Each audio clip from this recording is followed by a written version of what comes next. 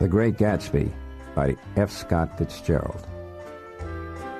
In my younger years, my father gave me some advice that I've been turning over in my mind ever since.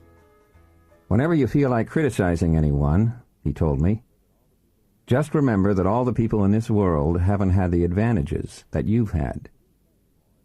He didn't say any more, but we've always been unusually communicative in a reserved way, and I understood that he meant a great deal more than that. In consequence, I'm inclined to reserve all judgments, a habit that has opened up many curious natures to me, and also made me the victim of not a few veteran bores. Reserving judgments is a matter of infinite hope. I am still afraid of missing something if I forget that. As my father snobbishly suggested, and I snobbishly repeat, a sense of the fundamental decencies is parceled out unequally at birth. And after boasting this way of my tolerance, I come to the admission that it has a limit. Conduct may be founded on the hard rock or the wet marshes, but after a certain point I don't care what it's founded on. When I came back from the East last autumn, I felt that I wanted the world to be in uniform and had a sort of moral attention forever. I wanted no more riotous excursions with privileged glimpses into the human heart. Only Gatsby, the man who gives his name to this book, was exempt from my reaction. Gatsby, who represented everything for which I have an unaffected scorn. If personality is an unbroken series of successful gestures, then there was something gorgeous about him, some heightened sensitivity to the promises of life. It was an extraordinary gift for hope, a romantic readiness such as I have never found in any other person, and which it is not likely I shall ever find again. No, Gatsby turned out all right at the end. My family have been prominent, well-to-do people in the Middle Western city for 3 generations. The Carraways are something of a clan. The actual founder of my line was my grandfather's brother, who came here in '51, sent a substitute to the Civil War, and started the wholesale hardware business that my father carries on today. I graduated from New Haven in 1915, just a quarter of a century after my father, and a little later I participated in the Great War. I came back restless, so I decided to go east and learn the bond business. Everybody I knew was in the bond business, so I supposed it could support one more single man. Father agreed to finance me for a year, and I came east permanently, I thought, in the spring of '22. The practical thing was to find rooms in the city, so when a young man at the office suggested that we take a house together in a commuting town, it sounded like a great idea. He found the house, a weather-beaten cardboard bungalow at $80 a month, but at the last minute the firm ordered him to Washington, and I went out to the country alone. I had an old Dodge and a Finnish woman who made my bed and cooked breakfast and muttered Finnish wisdom to herself over the electric stove. It was lonely for a day or so until one morning some man, more recently arrived than I, stopped me on the road. "How do you get to West Egg Village?" he asked helplessly. I told him, and as I walked on I was lonely no longer. I was a guide, a pathfinder, an original settler. And so, with the sunshine and the great bursts of leaves growing on the trees, I had that familiar conviction that life was beginning over again with the summer. It was a matter of chance that I should have rented a house in one of the strangest communities in North America. It was on that slender, riotous island which extends itself due east of New York, and where there are, among other natural curiosities, 2 unusual formations of land. 20 miles from the city, a pair of enormous eggs, identical in contour, and separated only by a courtesy bay, jut out into Long Island Sound. Their physical resemblance must be a source of perpetual confusion to the gulls that fly overhead. To the wingless, a more arresting phenomenon is their dissimilarity in every particular except shape and size. I lived at West Egg. My house was at the very tip of the egg, only 50 yards from the Sound, and squeezed between 2 huge places that rented for $12,000 or $15,000 a season. The one on my right was a colossal affair by any standard.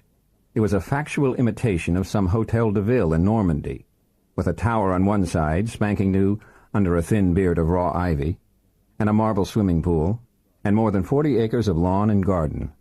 It was Gatsby's mansion.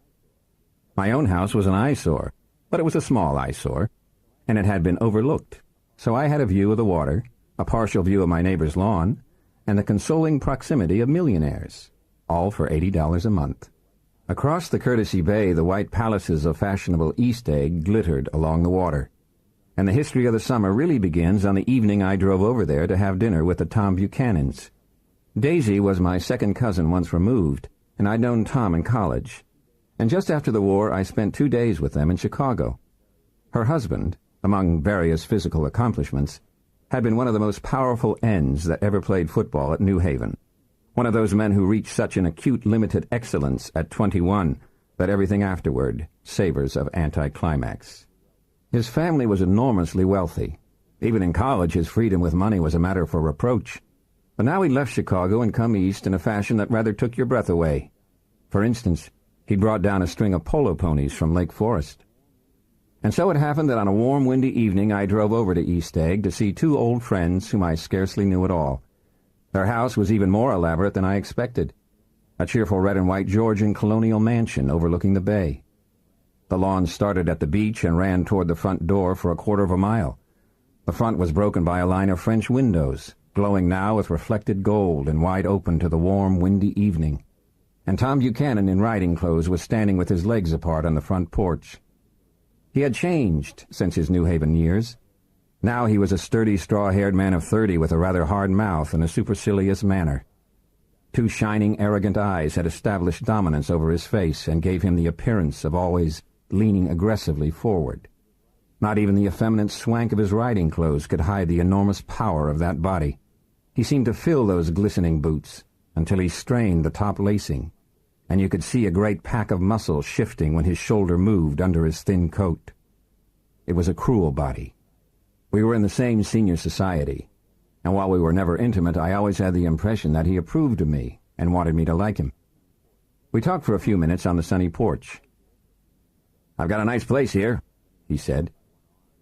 Turning me around by one arm, he moved a broad, flat hand along the front vista, including in its sweep a sunken Italian garden, a half-acre of deep, pungent roses, and a snub-nosed motorboat that bumped the tide offshore.